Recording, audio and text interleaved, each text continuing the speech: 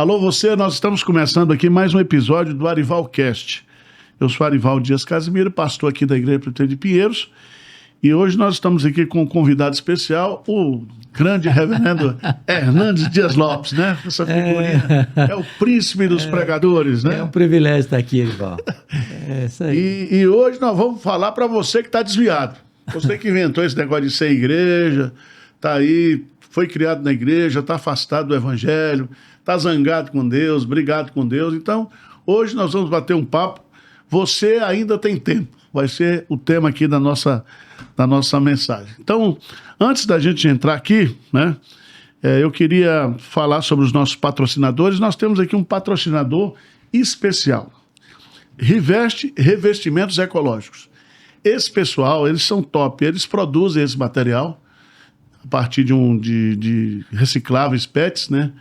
E esse material ele serve como revestimento de paredes. Então você pode fazer uma reforma no seu apartamento, na sua cozinha, nos seus banheiros, na área gourmet que você tem lá no fundo da sua casa, usando esse material. É um material lavável, ecologicamente correto, e eles têm, assim, centenas de padronagens para você escolher, né? Cores diferentes, etc. Então, se você quer conhecer, entra no site deles aí, www.riveste.com.br. Assista o vídeo, depois dessa minha fala aqui, em seguida assista o vídeo para você ver. Cozinha nova em um dia, quer ver? Então bora pro vídeo. A Riveste salva qualquer cozinha. E olha que essa até que tava boa, mas com as placas planas marmorizadas da Riveste, vai ficar ainda mais bonita, você vai ver. E é assim mesmo, sem quebra-quebra. É só você ir colando as placas da Riveste, uma depois da outra. E quando você precisar cortar pra fazer os ajustes, só usar uma tico-tico. Passa a cola na placa e na parede e gruda a Riveste aí pra ir transformando o ambiente sem fazer nenhuma sujeira. É fácil, rápido e limpo. Os encaixes nas laterais das placas Riveste deixam tudo muito alinhado. Ideal pra quem não quer ver aquelas coisas tudo torto na parede. Se você tem toque que nem eu, Riveste é um alívio, porque o revestimento fica retinho e uniforme. Ufa! E olha só, a exclusiva nanotecnologia utilizada pela Riveste na fabricação dos revestimentos torna as placas antifúngicas e antiaderentes. Por isso, onde tem Riveste, a limpeza fica muito mais fácil, já que impede a formação de fungos e não deixa a sujeira se fixar. E você pode ter todas as vantagens em um único dia de instalação. Um só dia, sem pedreiro, sem poeira, sem dor de cabeça com obra. É isso aí, a cozinha já tá pronta e a dona Miriam e o seu Rogério ficaram muito contentes com o resultado. Ficou ótimo o serviço, gostamos muito. Para mais informações, entra aqui no site da Riveste ou então chama no WhatsApp pra gente passar um orçamento para você. Aproveitando aqui, eu queria falar sobre os últimos lançamentos aqui da editora Ezion. Nós temos aqui um clássico, né? Esse clássico aqui do Jeremiah Burroughs, né? Ele é um clássico, fala sobre contentamento. É daquela série da Ezion chamada Tratados. Nós estamos publicando vários livros que são clássicos para o conhecimento das novas gerações. Também essa Bíblia aqui, né, que é a mesma Bíblia inspirada pelo Espírito Santo, Novo Testamento, Velho Testamento, toda a Escritura inspirada por Deus, só que dentro dessa versão só a Escritura, né, é um material que dá ênfase aqui à questão da reforma, capa de couro, conteúdo muito bom, letra boa, é uma Bíblia para você realmente adquirir e tê-la como sua Bíblia do uso diário. E também uma equipe aqui da Igreja Presbiteriana de Pinheiros, são professores, líderes aqui da Escola Bíblica Dominical, eles lançaram um livro chamado Anônimas. Descubra as vozes silenciosas, né, que moldaram a história da fé. São mulheres que contribuíram, que marcaram a história da redenção. Mulheres que não têm nomes, como a mulher de Jó, como, por exemplo, a mulher do fluxo de sangue lá que foi curada por Jesus, então, a mãe de Sansão. Então, são 11 estudos bíblicos para você meditar e refletir sobre essas mulheres, tá bom? Então fica aí a propaganda dos livros da nossa querida editora Ezion. Pastor Hernandes, você não precisa me apresentar, né? Não precisa falar que você é casado com Tinha, pai do Tiago e da Mariana, avô da Glô e tal. Pastor, o que a Bíblia nos ensina sobre o perdão de Deus para aquelas pessoas que se afastaram, né? Essa questão de afastamento, isso é uma coisa natural na vida cristã? Isso acontece ou não acontece? Bom, eu diria para você que é natural. Certo. Porque nós não precisamos nem planejar isso, nem fazer provisão para isso. Certo. Eu diria para você que isso é um acidente na vida de um cristão. Ocorre. Não deveria ocorrer, mas ocorre. Mas se ocorrer, é possível retornar. Certo. Isto porque o Deus que conhecemos à luz das Escrituras é o Deus de toda a graça, é o Pai de misericórdia, é o Deus que tem prazer em perdoar e é rico em misericórdia. Talvez o melhor retrato que nós temos disso à luz da Bíblia é a parábola que Jesus contou, né? Lá em Lucas 15, né? Tem as 3 parábolas, né? As 3 parábolas de Lucas 15, das ovelhas, das moedas e dos filhos, né? De 100 ovelhas, uma se perde, o pastor vai na busca daquela que se perdeu e se alegra ao encontrá-la. Pois é, são parábolas de alegria, né? De alegria. Tudo acaba com festa ali, Tudo né? acaba com festa. Isso retrata o coração de Deus, Certo. que tem prazer em recuperar o que se perdeu. No caso das moedas, são 10, perdeu uma. E a mulher varre a casa, acende a candeia e procura atentamente, e quando encontra também celebra. Mas as parábolas vão para uma coroação, que é a parábola dos 2 filhos. Sim. E os 2 estão perdidos. Um dentro de casa, outro fora de casa. Diríamos nós, um dentro da igreja, outro fora da igreja. Porque há desviados dentro da igreja. Eles estão dentro da igreja, estão, diria assim, perto, né, da comunhão, mas longe de Deus. Longe de Deus. Às vezes com conceitos errados, como o caso do irmão mais velho, tinha um conceito de justiça própria. Dentro da teologia dele não cabia o perdão para as pessoas que erram, para as pessoas que caem, para as pessoas que falham.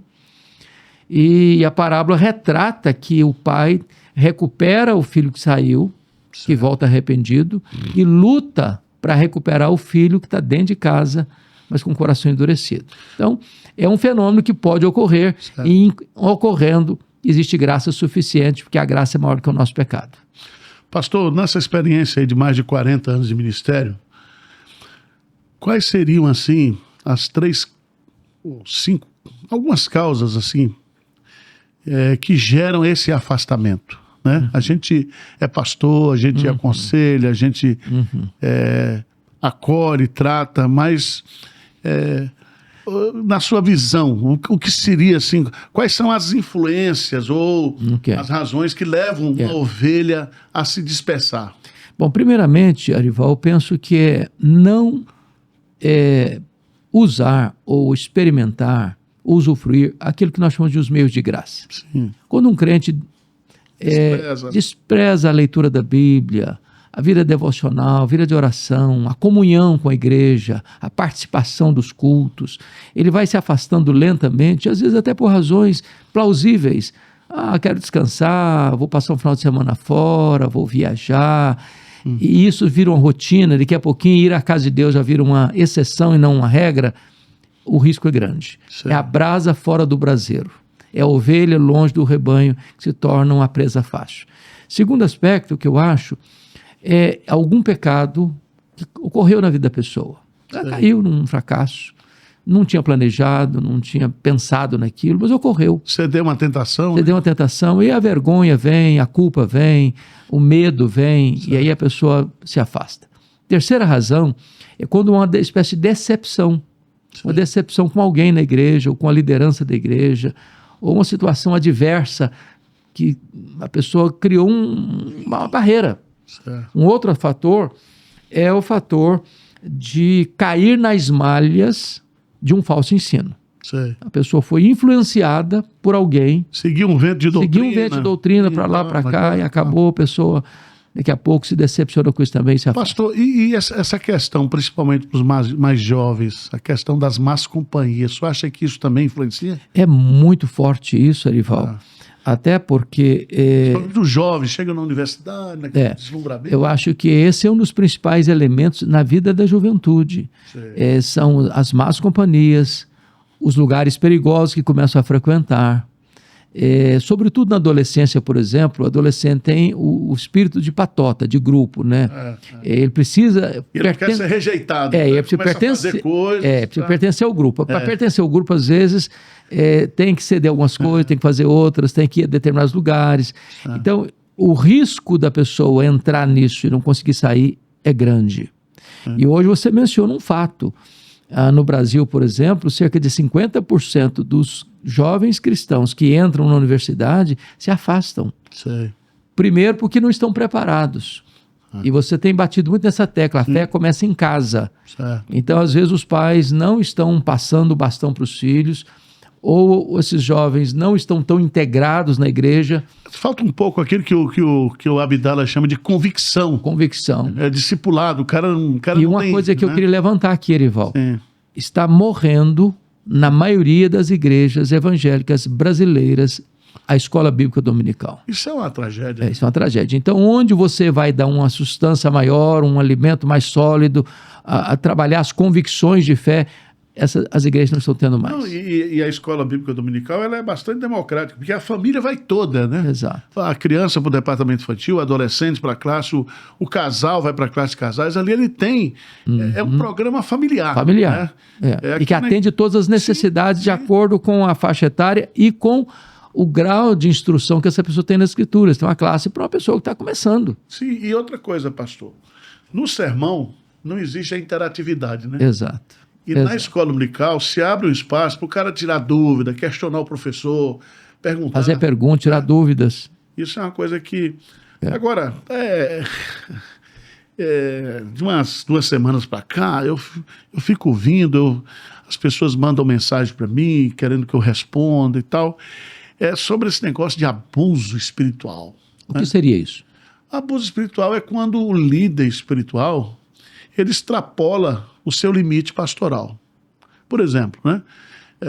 Você é pastor, você é casado com a Antinha, você tem um problema lá no seu casamento, você me procura e eu vou aconselhar. Aí eu chego para a Antinha e digo, olha, não é um bom partido mesmo, não. Quer dizer, eu começo a entrar numa área que não é a minha área. Entendi. Entendeu? Entendi. Por exemplo, eu sei que tem pastores aí que ele chega para os jovens, olha, você vai orar durante 3 meses e você só vai começar a namorar com essa menina com a minha autorização. Você acha que isso... Não, eu não creio que essa é uma forma saudável de discipulado. Certo. Até porque nós não somos donos das ovelhas. Sim. Segundo, nós entendemos que maturidade cristã não é dependência de um líder. Certo. É o contrário. A independência. Maturidade é exatamente a independência, onde a pessoa pode pensar por ela mesma, à luz das escrituras, Certo. saber fazer as suas escolhas. Quando, penso eu, existe um discipulado controlador, manipulador, onde a ovelha ela se sente prisioneira num laço, num controle, num domínio do discipulador, está se criando aí um discipulado doentio, Certo. que vai gerar daqui a pouco frustração, decepção, amargura, tristeza e dor. Porque não é o que a Bíblia está ensinando sobre isso. Você sabe aqui em Pinheiros que uma das coisas que a gente tem no nosso colégio aqui, na nossa equipe de pastores, Equipe pastoral. é sempre a gente mostrar para a igreja, para as ovelhas, que nós somos iguais a elas. Exato. Que nós não somos super crentes, Super espirituais, super crentes. espirituais, nós não temos nenhum interesse de manipulação, de dizer, né, criar aquela dependência de tudo aquilo que o crente for fazer, tem que ligar para o pastor, o que eu faço? Né? Existe um naipe de discipulado que anda por aí, em que a pessoa não pode tomar decisão nenhuma, nem questões morais, nem questões circunstanciais. Pô, vou fazer uma viagem. Aí eu tenho que ligar para o meu discipulador se eu posso fazer essa viagem. Ou seja, é um cabresto. É um cabresto. E a Bíblia nos chama para a liberdade. Cristo nos chama para a liberdade, né? E não para uma prisão. Eu creio que aquilo que a gente ensina, né? Aquilo que a São pessoa princípios, deve andar. São né? padrões, parâmetros, né? Mas a decisão, porque eu vejo também nessa área de aconselhamento, você tem muito mais experiência do que isso, que às vezes a pessoa vem para o pastor e ele quer transferir para o pastor a decisão, quando a decisão é dele. É dele. Né? Você mostra os princípios, olha, isso aqui é certo, isso aqui é errado, você vai ter consequências se você agir assim, mas sempre a decisão não pode ser do pastor. Você não pode transferir isso. A responsabilidade da decisão, o ônus da decisão é da pessoa. Agora, pastor, dentro desse âmbito também, você até pregou recentemente aí, na Igreja de Pinheiros, existe essa questão da substituição daquilo que é realmente palavra de Deus do que tradição de homens. Uhum. Né? Você bateu forte nisso aí, no sentido seguinte, está lá em Marcos capítulo 7, quando Jesus condena, né? É a tentativa de você combater o pecado usando princípios humanos. O legalismo. Explica pra gente isso aí. O legalismo é quando você coloca regras humanas em substituição à palavra de Deus. Certo. Então o legalismo, ele produz uma espiritualidade falsa. Sei. Porque no figurino está tudo certinho, Sei. mas o coração não está. Tá. Então, como Deus sonda o coração e quer a verdade no íntimo, e não quer que a coisa seja feita com uma coisa de um engessamento, ela vai produzir uma espiritualidade falsa. Certo. É o fariseu. Ele ora bonitinho, ele se veste bonitinho, ele fala bonitinho, mas lá por dentro aquilo não reflete quem ele é de fato. Sei. Então, isso pode até arrancar aplausos dos homens, mas não tem aprovação de Deus. Certo. Né? Então, o que nós precisamos compreender é que a relação com Deus ela não pode ser forjada por regras, E manipulada por homens, né?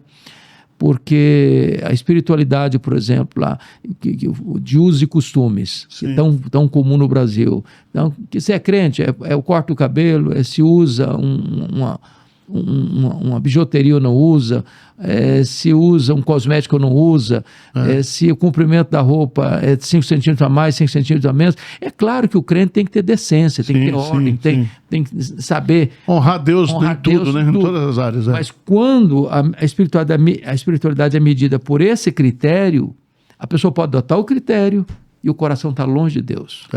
Eu fiz um aconselhamento recente de um líder que veio de uma igreja, né, e ele realmente estava debaixo de um legalismo muito grande e abraçou a graça de Deus. Ele descobriu a beleza da graça, a liberdade. Está lá em Gálatas, capítulo 5, versículo 1. Foi, né, para a liberdade foi que Cristo nos libertou. E aí ele conversando isso com a filha dele, a filha perguntou: papai, você vai poder ir para a praia comigo agora? Nós podemos ir a um cinema juntos? Né? O senhor vai poder usar bermuda? Porque nem bermuda ele podia usar, né? Então a gente vê que realmente existe um fardo que é colocado sobre as pessoas, e isso tem... A camisa de força até, né? É aquilo que Jesus condenou dos fariseus. E isso tem, de uma certa, oprimido as pessoas, né? É um fardo. Eu diria assim que é um fardo pesado que nem a própria pessoa consegue, ela mesma, mas põe sobre as outras, né? Coloca sobre as outras.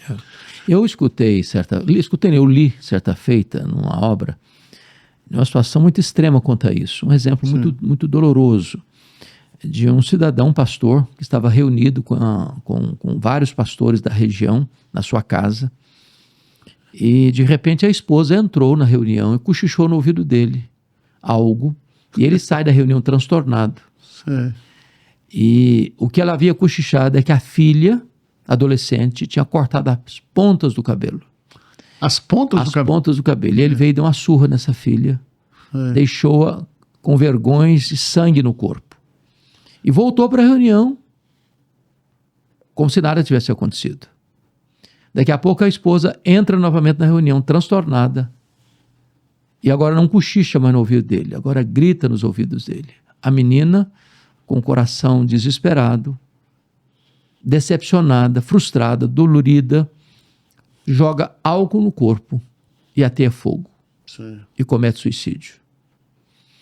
Então eu fico imaginando quanto fardo pesado tem se colocado nas costas de pessoas, em nome de Deus, em nome da fé, em nome da religião. É isso aí que a gente poderia chamar de abuso espiritual, né? É você entrar numa área que não é sua, né?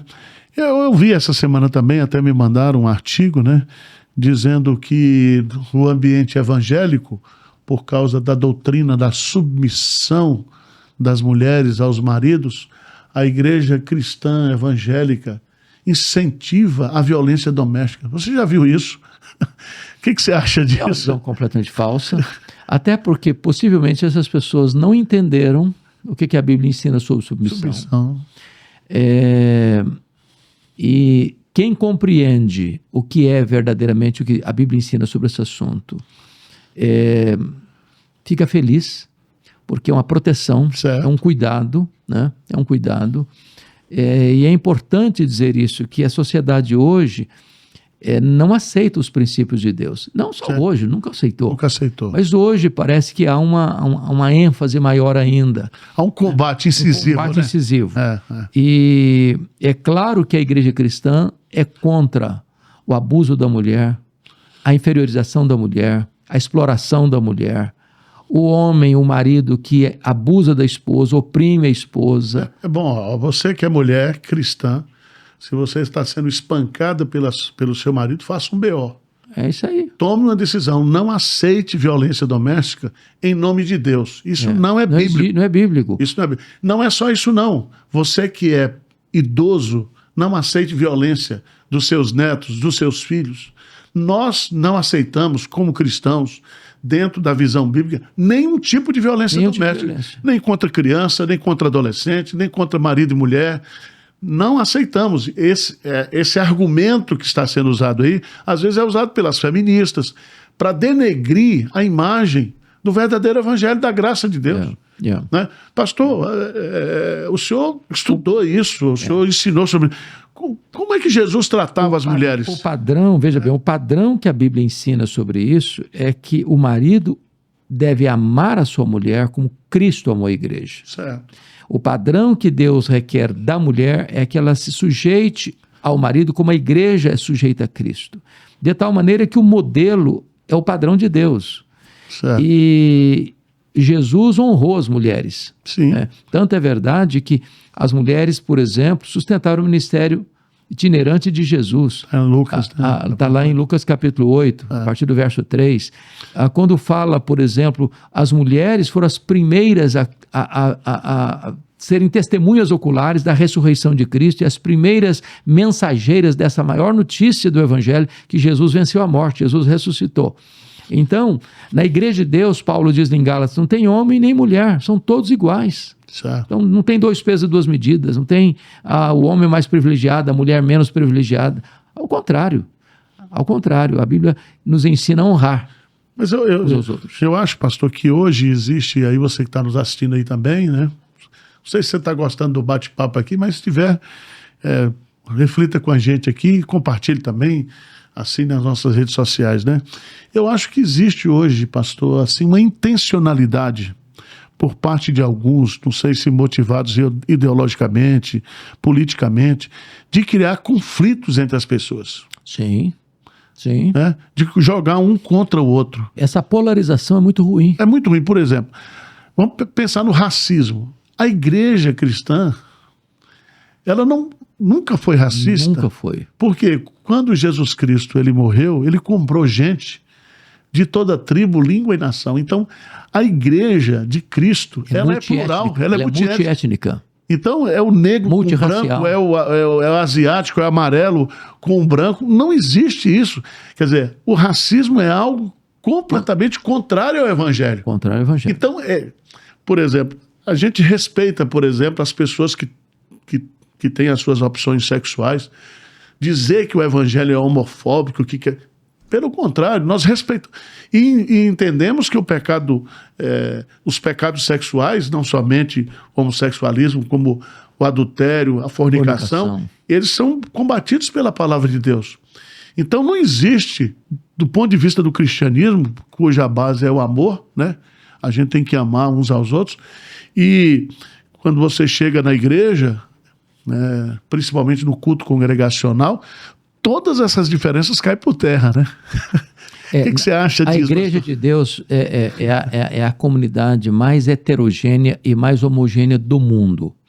Porque embora nós sejamos distintos, como os membros de um corpo são distintos, Sim. mas é um corpo só. Certo. A igreja é o único lugar do mundo onde o homem mais rico se assenta do lado do homem mais pobre, e eles são literalmente iguais. Certo. A igreja de Deus é o único lugar onde um diácono da igreja, sendo o maior empresário da cidade, carrega a cadeira nas costas para um pedreiro sentar com honra. Então, na igreja de Deus não se olha a conta bancária, não se olha os diplomas da parede, não se olha a cor da pele. Na igreja de Deus, todos somos nivelados no mesmo patamar. Certo. Somos servos e somos irmãos uns dos outros. Servos de Deus e irmãos uns dos outros. Você está gostando aí do papo? Nós estamos falando aqui, o pastor. E a gente está falando aqui, eu quero deixar bem claro para você que é membro aqui da Igreja Presbiteriana de Pinheiros e conhece o ministério nosso, todo o trabalho que é feito aqui, isso nós não estamos fazendo um discurso, isso é que a gente vive aqui mesmo. Aqui a gente procura acolher as pessoas, né, nas suas necessidades e ensiná-las aquilo que a palavra de Deus estabelece. E é tão importante também enfatizar, né, pastor Ivo, que a igreja, ela cuida de pessoas doentes. Sim.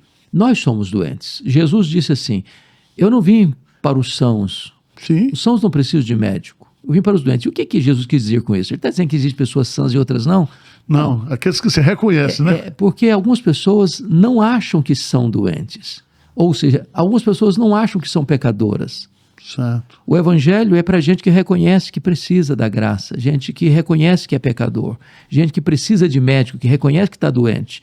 Então, não pode ter preconceito, não pode ter acepção, Certo. não pode ter ninguém olhando para o outro de tamanco alto, se colocando no pedestal, eu sou melhor que você. Você tem dado tanta ênfase nisso. Todos nós somos pecadores. Certo. Não é porque temos a função de pastores do rebanho que somos melhores do que as ovelhas. Nós somos ovelhas também, Nós somos ovelhas também, né? Esse é um ponto, né, que a gente tem falado aqui, porque com essa questão das redes sociais, né, se criou a figura da celebridade, a pessoa é avaliada no seu ministério por quantos seguidores ele tem. O pastor Hernandes tem, né, aí 2 milhões de seguidores, tem um trabalho que ele... Porque ele usa as redes sociais para fazer o trabalho de evangelização. Como nós aqui em Pinheiros, nós temos mais de 1,5 milhão de seguidores, mais de 40 mil pessoas assistindo os cultos, mas em nenhum momento... É isso que nos qualifica. Que nos qualifica, e nos motiva é também. A graça de Deus, o sangue do Cordeiro que nos lavou do todo pecado. Agora, estamos usando essas ferramentas para levar a esperança do Evangelho. O que nós queremos é alcançar as pessoas. E a nossa matéria-prima aqui, como o pastor colocou, é gente complicada. É gente que está precisando, porque nós somos complicados, né? Exatamente. Eu digo sempre aqui que eu vou no psiquiatra todo ano, a turma fala, não, pastor, não, eu vou mesmo. Eu não tenho problema de dizer isso. Eu não tenho problema quando eu digo, não estou com vontade de ir para a igreja hoje, né? Eu não estou com vontade de pregar. Quer dizer, eu acho que a autenticidade deve ser a marca que sempre foi do cristianismo, né? E isso, de uma certa forma, identifica-nos, né, como pessoas que têm uma mesma fé. Você acha, pastor, que a fé de Abraão ela é maior do que a sua?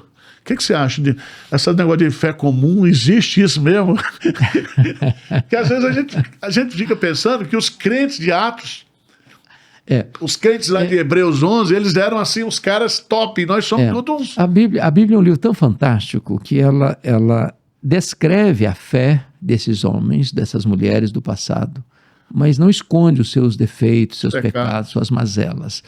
Então, eles eram homens. A Bíblia chega a dizer lá sobre Elias, né? Um grande profeta que Deus usou para operar grandes milagres, confrontou fortalezas do mal na sua nação. Ele era um homem semelhante a nós.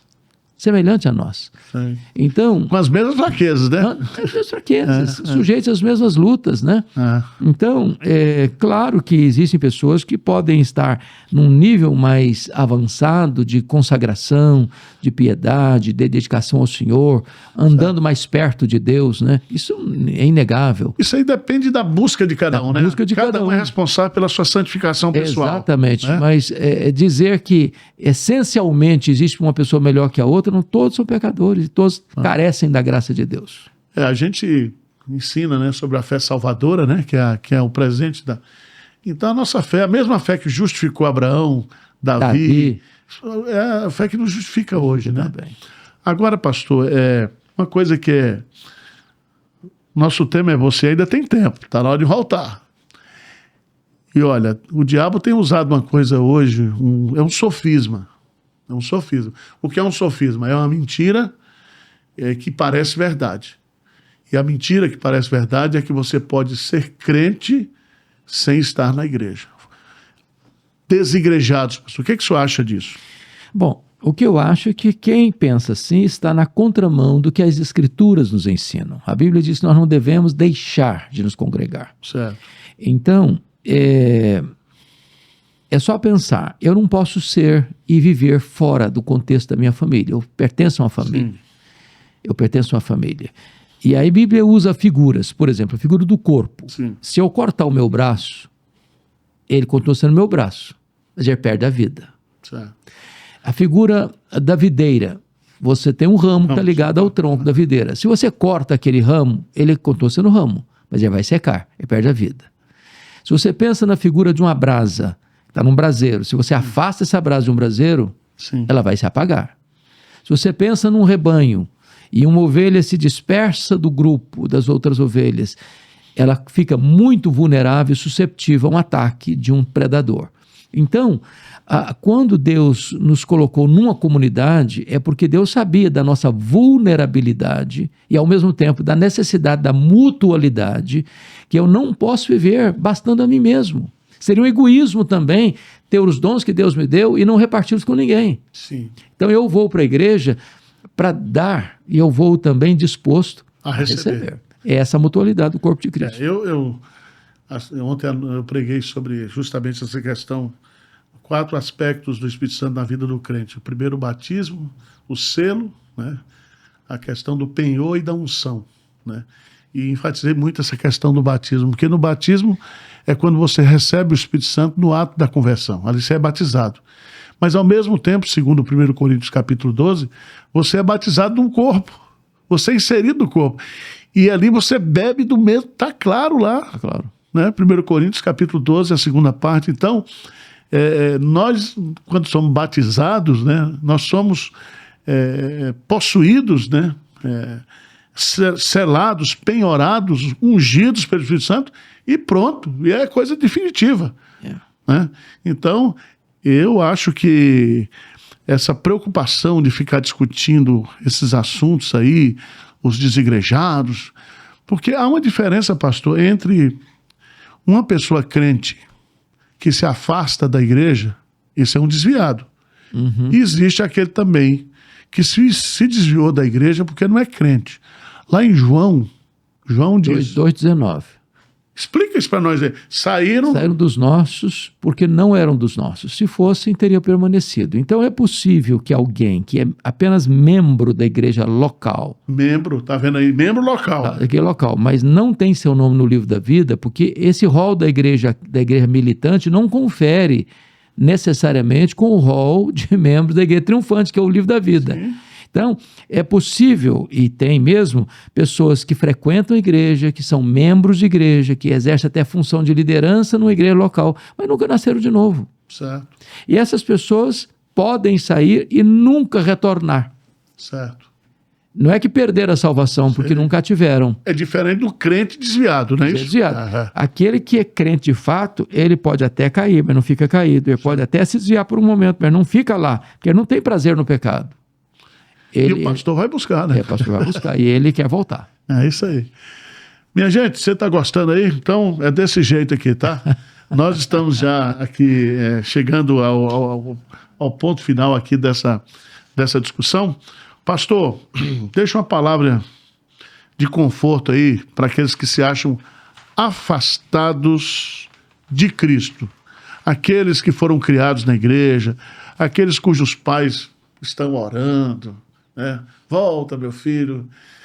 Às vezes você está até abençoado materialmente por causa da bênção de Deus, da graça de Deus. E se você, de fato, está nessa condição, volte. Pastor, dá uma palavra aí. Eu queria só trazer à memória, então, das pessoas que estão nos acompanhando aqui, Erival, sobre a vida de Jacó. Jacó era neto de crente, filho de crente. Abraão, Isaac, seu avô e seu pai, respectivamente, eram homens de Deus. Mas Jacó, embora tivesse sido escolhido por Deus desde o ventre da sua mãe, ele sai de casa aos 77 anos de idade, sem conversão. Quando Deus se apresenta a ele lá em Betel, Deus se apresenta como Deus de Abraão, o Deus de Isaac, mas não como o teu Deus. Certo. Passaram-se mais 20 anos. Ele foi para E ele foi abençoado demais. Foi abençoado. Deus falou com ele, Deus protegeu, Deus abençoou, Deus deu família, Deus deu riqueza, Deus deu proteção. 20 anos depois, aos 97 anos, ele está voltando para sua terra, mas ainda não é um convertido. E ele está passando o Val do Jaboque, e ali é Deus quem luta com ele. Uma noite inteira. E ele não quer ceder. Ele não quer ceder. Medindo força com força, poder com poder, destreza com destreza. Então, no romper da alva, Deus o deixou aleijado. Certo. Deus o feriu, para não perdê-lo para sempre. Deus pergunta para ele algo importantíssimo: qual é o teu nome? E ele, que há 20 anos tinha dito para o pai dele, diante da mesma pergunta, qual é o teu nome? Ele diz, eu sou Esaú. E mentiu. Certo. E sonegou a verdade. Sei. E agora Deus pergunta, 20 anos depois, qual é o seu nome? E ele respondeu, eu sou Jacó. E a palavra Jacó é suplantador. Enganador. É enganador. Ali não foi uma resposta, foi uma confissão. Então, está na hora dos Jacós se tornarem Israéis. Está na hora de você ter uma experiência com Deus, voltar-se para Deus, porque Ele, como Jesus descreveu na parábola do filho pródigo, está esperando você, correndo para encontrar você, para abraçar você, para beijar você, para honrar você, para fazer uma grande festa da sua volta para Ele. Amém. Se você quiser voltar para Deus aqui pela Igreja de Pinheiros, pode vir, tá? Nós vamos recebê-lo aqui, acolhê-lo de todo o coração, amá-lo e tentar oferecer para você aqui o cuidado pastoral. A igreja é muito carinhosa, muito amorosa. Não os pastores, né? Nós somos meio grossos assim, mas a turma aí, nós temos uma turma top aqui que vai acolher você, tá bom? Pastor Hernandes, muito obrigado. Seu tempo é complicado. E até o próximo episódio do Arivalcast. Grande abraço, Deus abençoe. Se você gostou desse vídeo, curta, compartilhe, se inscreva também no nosso canal, tá bom?